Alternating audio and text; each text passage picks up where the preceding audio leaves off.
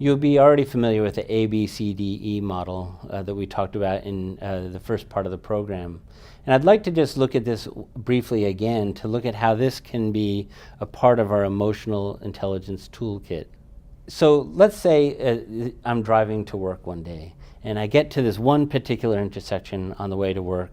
It's one of those intersections where there's a really slow light, so if you miss the green light, you're going to be waiting for another 5 minutes. And it's a very busy intersection right there in the center of the city.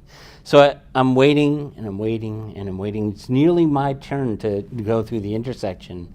And finally, there's just, the way is clear. I'm heading straight through the intersection. Just before I get to the entrance to the intersection, though, a car from another lane, no signal, no warning whatsoever, pulls right in front of me. I have to hit the brakes, and I nearly hit this car.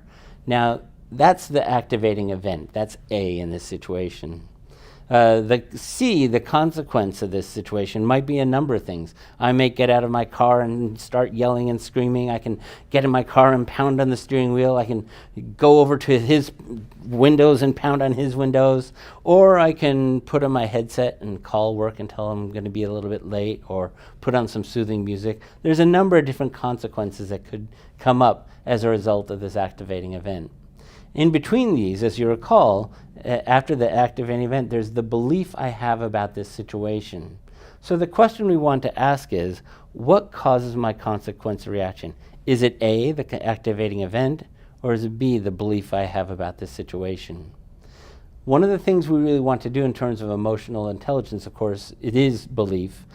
We have to start to look at some of these beliefs. Are they realistic beliefs, or are they beliefs that are not going to be serving us well in this situation? I may have a belief, for instance, that I have a right to drive around this city, a busy city, any time of day or night and never get cut off in traffic. That's a great belief to have. Probably not very realistic, and probably not going to serve me as I go through a city and have a number of cutoffs in traffic and so forth. One of the things we want to look at is our beliefs are sort of like maps. And we want to ask, is this a realistic map? Is this a map that serves us well? Or is it a map that we learned early in our life and no longer serves us well? Let me give you another example. Let's say it's Friday night, it's around 6 o'clock, you've just picked up your young child from daycare, and the kid is crying, the kid is tired, the kid just wants to eat something, and you're going through the supermarket, and the kid wants an ice cream. I want an ice cream, I want an ice cream, and starts to kick and scream and pound their fists on the floor. If you get them the ice cream, who wins? A lot of people say, oh, the kid won. But your child doesn't actually win, because now they've developed a belief, they've developed a map that says if I want something, I just have to kick and scream and yell a lot.